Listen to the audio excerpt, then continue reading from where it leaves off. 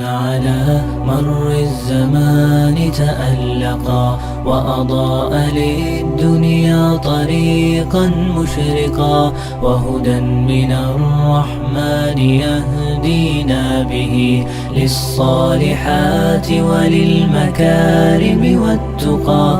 نور على مر الزمان تألقا وأضاء للدنيا طريقا مشرقا، وهدى من الرحمن يهدينا به للصالحات وللمكارم والتقى.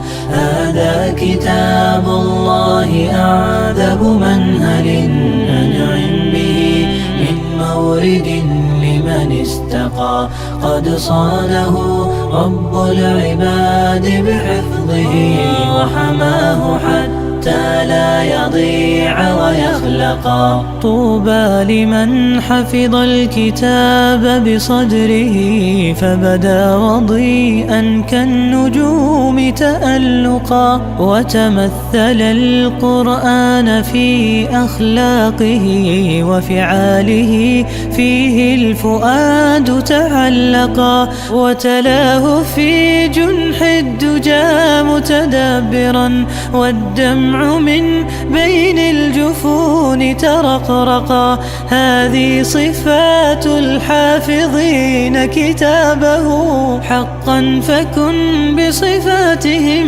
متخلقا. يا حافظ القرآن رتل آيه، فالكل أنصت للتلاوة مطرقا. يا حافظ القرآن لست بحافظ حتى تكون لما حفظت مطبقا. ماذا يفيدك أن تسمى حافظا وكتاب ربك في الفؤاد تمزقا؟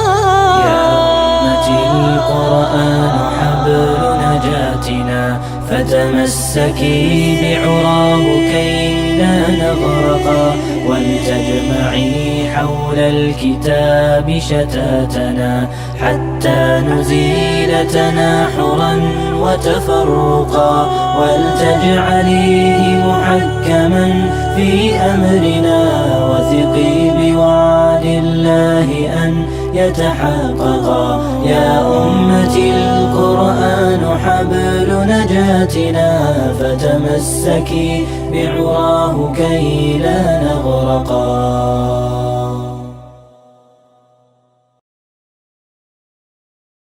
نور على مر الزمان تألقا وأضاء للدنيا طريقا مشرقا، وهدى من الرحمن يهدينا به للصالحات وللمكارم والتقى. نور على مر